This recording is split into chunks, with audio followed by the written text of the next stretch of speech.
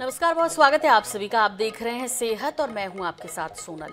सेहत हमारा special show है जो कि हम आपको स्वस्थ रखने के लिए, सेहतमंद रखने के लिए ये शो दिखाते हैं।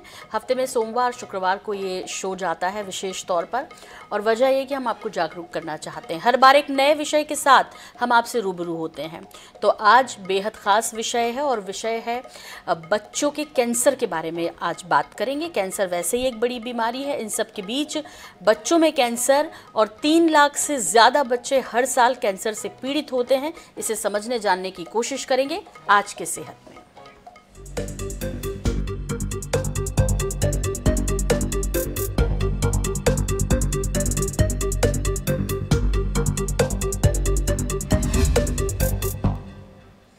तो आज बेहद महत्वपूर्ण विषय के साथ हम आपके सामने हैं दर्शकों, और इससे कैसे सावधान रहना है, कैसे इसके लक्षण पता चलें, फिर इसका इलाज कैसे हो, और इसके लिए हमारे साथ खास मेहमान भी स्टूडियो में मौजूद हैं। विस्तार से जानते हैं, बच्चों में होने वाले कैंसर को समझते हैं।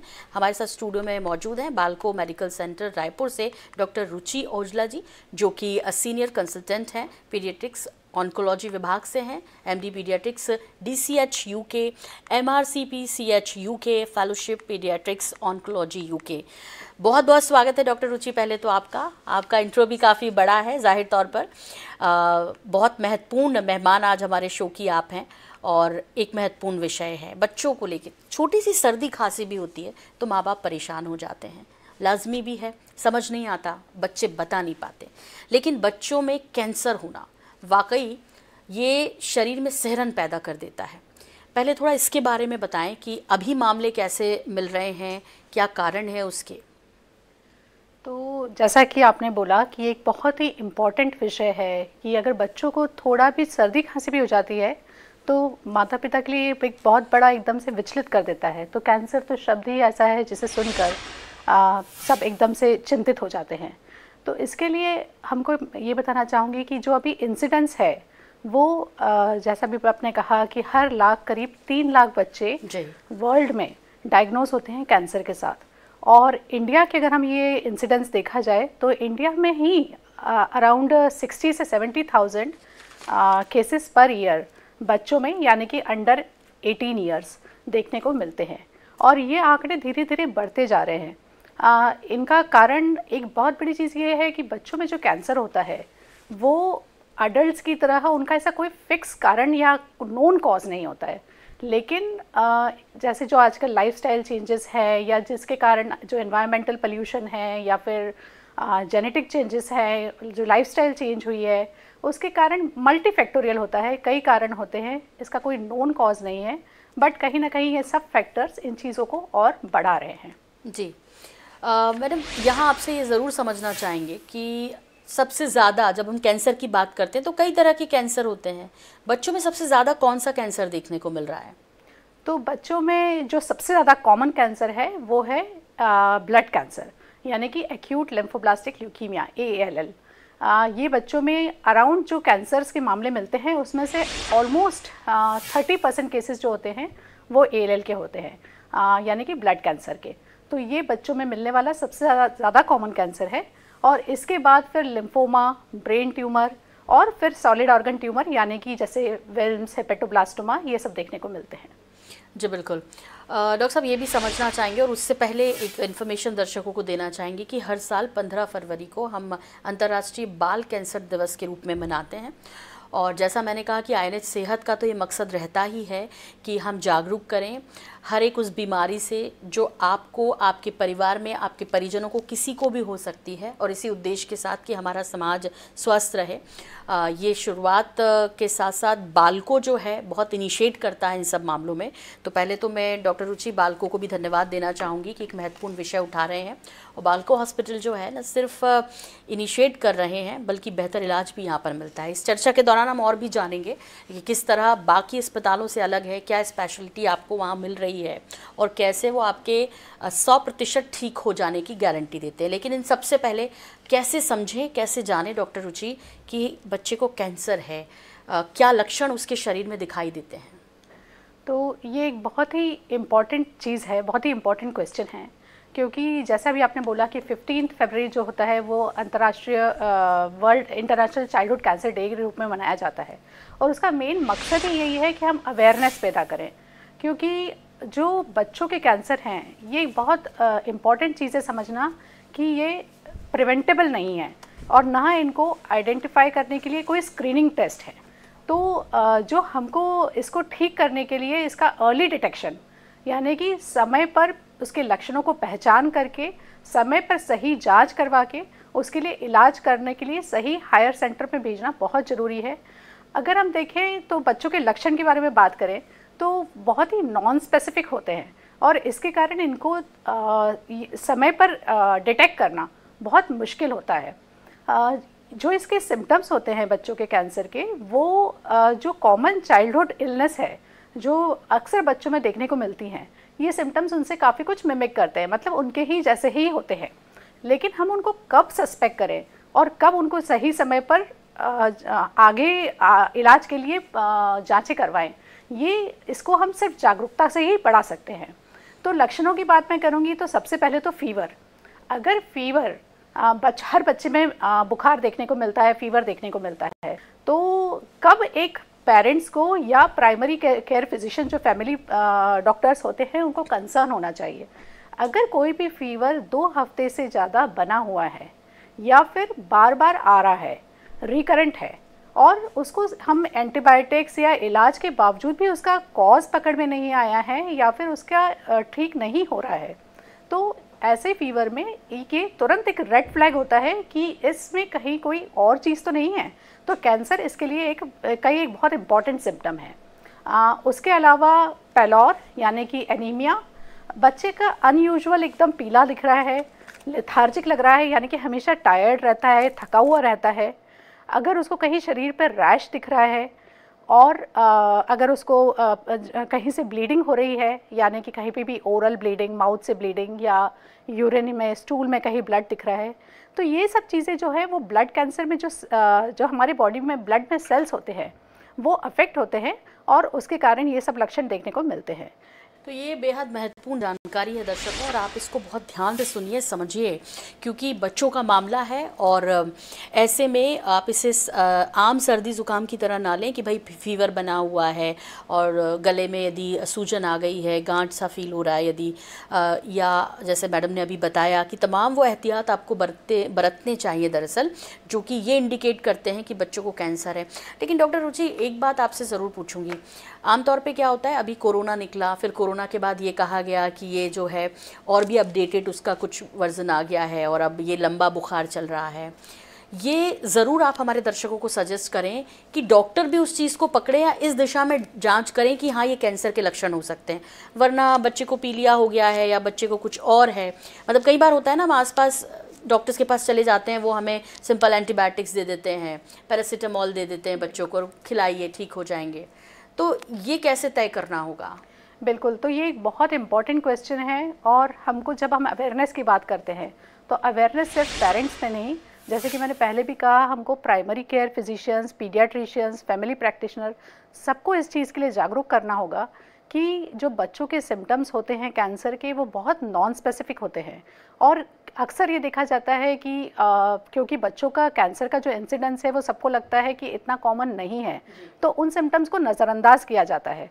लेकिन अगर कोई भी चीज़ परसिस्टेंटली बनी हुई है, जैसे कि अभी मैं बताया फीवर है, अनयूजुअल पैलोर है, कहीं गांठ दिख रही है, या बच्चे को इवन पेट दर्द जैसी जो चीज़ है वो अगर बनी हुई है लंबे समय तक ठीक नहीं हो रही है, उसके साथ वॉमिटिंग हो रही है, bone pen, joint pain, back एक जो कि उसको बच्चे को व्यथित कर रहा है, उसके कारण वो स्कूल नहीं जा पा रहा है, रात को उसकी नींद खुल जाती है, उसकी एक्टिविटीज़ डिस्टर्ब हो रही है, तो कोई भी चीज़ जो लंबे समय तक बनी हुई है, लंबे समय से मेरा मतलब है कि 1 महीना 2 महीना हमको वेट नहीं करना है, जो 2 हफ्ते तक भी अगर 10 से 12 दिन के भी ऊपर हो गए हैं, उसका हमको कॉज नहीं पता है और वो चीज़ उसके कारण बच्चे की लाइफ डिस्टर्ब हो रही है, तो ये सब चीज़ें इवन जो कि एक कॉमन इलनेस में मिलती है, उनको पहचानना है कि ये ठीक नहीं हो रहा है, इसका मतलब इसकी आगे जांचें करना बहुत ज़रूरी है। और यहाँ मैं अपने दर्शकों को ये भी बताना चाहूँगी डॉक्टर रुचि कि देखिए अभी हम आंकड़ों की बात कर रहे थे, जैसे डॉक्टर साहब ने बताया कि पूरी दुनिया में 3 लाख से ज़्यादा बच्चे जो हैं वो हर साल कैंसर से पीड़ित होते हैं, लेकिन उससे भी ज़्यादा चौंकाने वाला आंकड़ा ये है कि उनमें से 2 लाख बच्चे कैंसर से जनरली वो इस दुनिया में नहीं सर्वाइव कर पाते हैं, यानी सिर्फ 1 लाख बच्चे बचते हैं। तो कहने का मतलब ये है कि आपको कितना अवेयर होना चाहिए। यदि डॉक्टर नहीं, आप संतुष्ट नहीं हैं कि वो सिर्फ एक सिंपल एंटीबायोटिक दिए जा रहे हैं या कुछ और बता रहे हैं, आप अपने मन की शांति के लिए या कहें कि एक जांच करवा लें, तो जांच बेहद ज़रूरी है। डॉक्टर साहब, क्या आप वो सजेस्ट करेंगी कि यदि पेरेंट्स को लगता है कि नहीं मेरे बच्चे की ये जांच होनी चाहिए, तो वो कैंसर का पता लगाने के लिए कौन कौन सी जांचें ज़रूर कराएं? बिल्कुल, तो जैसे कि हमने बोला कि अभी सबसे पहले तो इन लक्षणों को पहचानना ज़रूरी है, और अगर हमको थोड़ा सा भी लग रहा है कि ये चीज़ ठीक नहीं है, लंबे समय तक बनी हुई है, तो आगे नेक्स्ट स्टेप होती है इसके लिए, हमको उसके लिए प्रॉपर इन्वेस्टिगेशंस चाहिए। तो अगर हम, जैसे कि मैंने बताया कि बच्चों में जो सबसे ज़्यादा कॉमन कैंसर होता है वो ब्लड कैंसर होता है, तो एक सिंपल जांच CBC जिसको बोलते हैं हम, कंप्लीट ब्लड काउंट, उससे हम जो हमारे खून में जो WBC, प्लेटलेट, हीमोग्लोबिन और भी अगर एक उसको प्रॉपर हम लैब से करवाएं तो उसका एक जो पेरिफेरल स्मेयर होता है उसमें हमको बहुत ज़्यादा जानकारी मिल जाती है, और उससे हमको पता चल सकता है कि इसमें कहीं कुछ कैंसर के प्रारंभिक लक्षण तो नहीं है। लेकिन ये इसको पहचानने के लिए डॉक्टर को तुरंत, अगर कोई भी 2 सेल लाइन्स यानी कि हीमोग्लोबिन या वाइट सेल काउंट या प्लेटलेट कुछ भी अगर उसमें से एबनॉर्मल लग रहा है तो तुरंत हमको इसको आगे के लिए जांच करना होता है, और फिर इसके लिए कुछ स्पेशल इन्वेस्टिगेशंस होते हैं जैसे कि बोन मैरो।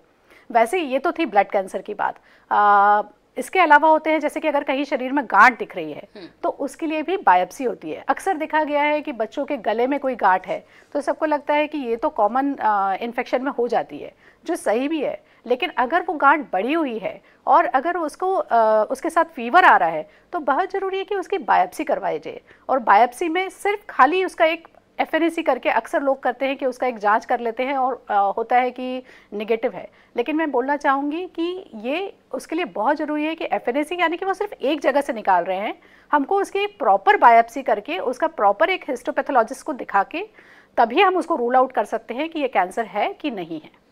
जी बिल्कुल। डॉक्टर साहब, एक चीज़ और पूछनी है कि किस एज में ये हो सकता है? क्या 10 साल से ऊपर के बच्चों को होता है, उनसे कम के एज के बच्चों को भी हो सकता है? मतलब ज़्यादा सतर्क रहने की किस एज में ज़रूरत है? देखिए, जैसे कि कैंसर का जब हम बात करते हैं तो अनफॉर्चुनेटली इसके लिए कोई एज, कोई क्लास, कुछ भी मायने नहीं रखता है, क्योंकि ये किसी भी एज में हो सकता है, right from birth to adult population में। और वैसे ही इसके लिए कोई स्पेसिफिक कहाँ कौन से एरिया में कौन रह रहा है, गरीब अमीर, ये कुछ नहीं देखता है, किसी भी एज में हो सकता है। तो इसके लिए बहुत ज़्यादा जागरूक रहने की ज़रूरत है और उसी से हम इसको सही समय पर डिटेक्ट कर सकते हैं। बिल्कुल। तो सब बच्चों का कैंसर और बड़ों का कैंसर ये कैसे अलग होता है? जैसे कि अभी मैंने आपसे बताया कि सबसे इम्पॉर्टेंट चीज़ जो है कि बड़ों के कैंसर कुछ स्पेसिफिक सिम्टम्स होते हैं, जैसे ओरल कैंसर में मुंह का छाला ठीक नहीं हो रहा है, लेकिन बच्चों के कैंसर में स्पेसिफिक सिम्टम्स नहीं होते हैं। दूसरा, ये प्रिवेंटेबल भी नहीं होते हैं। जैसे कि बड़ों के कैंसर में हम बोलते हैं स्मोकिंग ना करने से एक रिस्क फैक्टर कम हो जाता है, लेकिन अनफॉर्चुनेटली बच्चों के कैंसर प्रिवेंटेबल नहीं होते हैं और उनके लिए कोई स्पेशल स्क्रीनिंग टेस्ट नहीं होते हैं, तो इसलिए ये बड़ों के कैंसर से काफ़ी अलग होते हैं। और वैसे ही बच्चों में कहीं पर भी कोई भी जो बच्चों के कैंसर होते हैं वो भी बड़ों के कैंसरों से काफ़ी अलग तरह के होते हैं, जैसे कि विल्म्स ट्यूमर, हेपेटोब्लास्टोमा यानी कि लिवर का कैंसर, रेटिनोब्लास्टोमा, ये सब कैंसर बच्चों में देखने को मिलते हैं। और एक चीज़ और ये है कि इनको अगर हम सही समय पे पहचान के सही इनका कर सके तो बच्चों में जो क्योर रेट है वो कंपेयर टू अडल्ट काफ़ी अच्छा है, अगर उनका सही समय पर इलाज हो सके। जी, एक चीज़ और समझनी है आपसे कि बच्चों को जैसे आपने कहा कि ये अलग दिखाई तो देता है, बच्चों को किसी भी एज में हो सकता है। क्या फैमिली में किसी को कैंसर है और उस हिस्ट्री में यदि हम हैं तो फिर हमें ज़्यादा सतर्क रहना चाहिए या जांच समय समय पे कराते रहना चाहिए? वैसे तो आपने ये बताया कि और भी कई कारण हैं, आज की लाइफस्टाइल सबसे बड़ा कारण है, लेकिन यदि फैमिली हिस्ट्री ऐसी रही है तो ज़्यादा सतर्क होना चाहिए? देखिए, जो फैमिली हिस्ट्री यानी कि जेनेटिक्स, तो कई जो अनुवांशिक हैं ये बच्चों में काफ़ी रेयर कॉज होता है, यूजुअली ट्रांसमिट नहीं होते हैं, लेकिन हाँ कुछ कैंसर्स ऐसे होते हैं जैसे कि रेटिनोब्लास्टोमा, जो कि फैमिली में ट्रांसमिट हो सकता है। और क्योंकि यूजुअली ये फैमिली से ट्रांसमिशन नहीं होता है, इसलिए जेनेटिक कॉज इतना इसमें इम्पॉर्टेंट नहीं है, लेकिन कुछ कैंसरों में जिसमें कि कुछ सिंड्रोम्स होते हैं जो कि फैमिली के थ्रू आ सकते हैं। और खासकर एक रेटिनोब्लास्टोमा ऐसा कैंसर है कि अगर आपके भाई बहन या किसी को भी है तो हमको हर छोटे उसके दूसरे बच्चे को जांच करवाने की आवश्यकता होती है, क्योंकि काफ़ी हाई रिस्क होता है कि उसमें भी वो हो, और अगर उसको सही समय पर हम डिटेक्ट कर लें तो एक बहुत क्यूरेबल कैंसर है। जी बिल्कुल। डॉक्टर रुचि, एक चीज़ आपसे जानना चाहेंगे कि बालको मेडिकल सेंटर में बाल कैंसर के उपचार को लेकर क्या सुविधाएं हैं, ये बाकी हॉस्पिटल से कैसे अलग है? तो बालको मेडिकल सेंटर जो एक है वो एक कमिटेड कैंसर हॉस्पिटल है, यानी कि वहाँ पर सिर्फ कैंसर के मरीज़ों का इलाज होता है, और यहाँ पर एक डेडिकेटेड पीडियाट्रिक ऑन्कोलॉजी डिपार्टमेंट है, जो कि अभी आई थिंक छत्तीसगढ़ में इकलौता हॉस्पिटल है जहाँ पे कि हम डेडिकेटेड पीडियाट्रिक ऑन्कोलॉजी डिपार्टमेंट है। और हम एज यंग एज, अभी जो हमारे यंगेस्ट कैंसर बच्चा है वो 3 महीने का है, और उससे अप टू 15 ईयर्स के बच्चों को हम under age a childhood cancer treat करते हैं। और यहाँ पर सभी तरह के, हर तरह के, क्योंकि बच्चे जो होते हैं वो ग्रोइंग फेज में होते हैं, उनका physical development, cognitive development, nutritional requirement, ये सब भी बहुत इंपॉर्टेंट होता है। तो जब हम कैंसर का इलाज करते हैं तो हमको, क्योंकि बच्चों के पास एक पूरी लाइफ है आगे जीने के लिए, तो हमको इन सब चीज़ों का भी लॉन्ग टर्म में उसके ऊपर क्या इफेक्ट होगा, और इस सब को ध्यान में रखते हुए, रिस्क वर्सेस बेनिफिट को देखते हुए सारे ट्रीटमेंट करने होते हैं। तो हमारे यहाँ ये सब, इवन उसका न्यूट्रिशन बहुत इंपॉर्टेंट है, तो हम इन सब चीज़ों पे बालको मेडिकल सेंटर में बहुत ज़्यादा ध्यान रखते हैं। और हमारे यहाँ सारी जो दूसरी स्पेशलिटीज़ हैं, अलाइड स्पेशलिटीज़ साथ में, lab services, transfusion, blood bank, specialised blood bank है, स्पेशलाइज्ड लैब है, plus surgical oncology, medical oncology, radiation oncology, सब हमको एक ही छत के नीचे सारी सुविधाएं मिलती है। बिल्कुल, तो डेडिकेटेड कैंसर हॉस्पिटल होने की वजह से आपको कहीं इधर भटकना नहीं है, सब कुछ सुविधाएं आपको वहीं मिलेगी। और भी कई फ़ायदे जैसे मरीज़ों के लिए हैं वो डॉक्टर रुचि ने बताए हैं। इन सब के बीच बालको मेडिकल सेंटर जो है वो कैंसर की जागरूकता के लिए क्या कर रहा है, क्या विशेष ऐसे कार्यक्रम चलाते हैं समय समय पर, और एक समाज सेवा के रूप में भी बालको का विशेष योगदान है, उसे किस तरह आप डिस्क्राइब करेंगे? तो बिल्कुल आपने सही कहा, क्योंकि बालको हॉस्पिटल जो है वो corporate social responsibility CSR hospital के तहत काम करता है, और इसमें हमारी कोशिश ये होती है कि quality care at affordable prices. तो इसके लिए हम समय समय पर इलाज करने के साथ साथ कैसे इनकी रोकथाम की जा सकती है, या कैसे अर्ली इनको डिटेक्ट किया जा सकता है, जैसे कि बच्चों में जहाँ रोकथाम नहीं की जा सकती वहाँ कैसे अर्ली डिटेक्शन होता है, इसके लिए अवेयरनेस कैंप्स और CMEs यानी कि पीडियाट्रिशियंस को समय समय पे बताना, इसके लिए जागरूक करना, और ऐसे कई प्रोग्राम्स हम समय समय पर कंडक्ट करते हैं। जी बिल्कुल। डॉक्टर साहब, यहाँ पर आपसे ये भी जानना चाहेंगे कि आप समय समय पे कार्यक्रम कंडक्ट कर रहे हैं लोगों को, लेकिन आप अपनी तरफ से अपने जो प्रयास है समाज के लिए वो कर रहे हैं। लोगों में अवेयरनेस के लिए हम ये कार्यक्रम भी दिखा रहे हैं कि आप जागरूक हो जाइए, क्योंकि prevention is better than cure कहते हैं, और इसीलिए ख़ासतौर पे कैंसर के मामले में बहुत ज़रूरी है। लोगों से क्या मैसेज और क्या आप अपील करेंगी आज इस कार्यक्रम के माध्यम से और बढ़ते बाल कैंसर के मामलों को लेकर? तो सबसे पहले बात तो मैं यही कहना चाहूँगी कि हाँ, ये एक बहुत अच्छी पहल है कि हम इसके अपने जो सोशल मीडिया है, क्योंकि इसके ऊपर ज़्यादा से ज़्यादा मैसेज ज़्यादा से ज़्यादा इवन पेरिफेरीज़ में हर लोगों की तरफ पास पहुँचता है, जो कि एक बहुत ही इम्पॉर्टेंट पहल है कैंसर के अर्ली डिटेक्शन के लिए।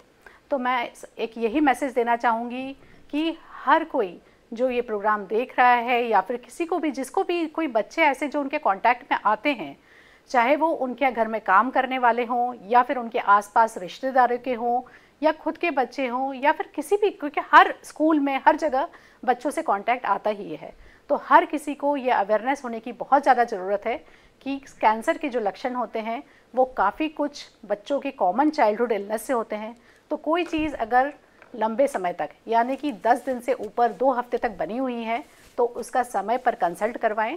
और अगर आप सेटिस्फाइड नहीं हैं तो आपको ये पता होना चाहिए कि ये कैंसर का लक्षण हो सकता है और उसके लिए आपको एक स्पेशलाइज्ड सेंटर जाके आगे उसका जांच करवाने की ज़रूरत है।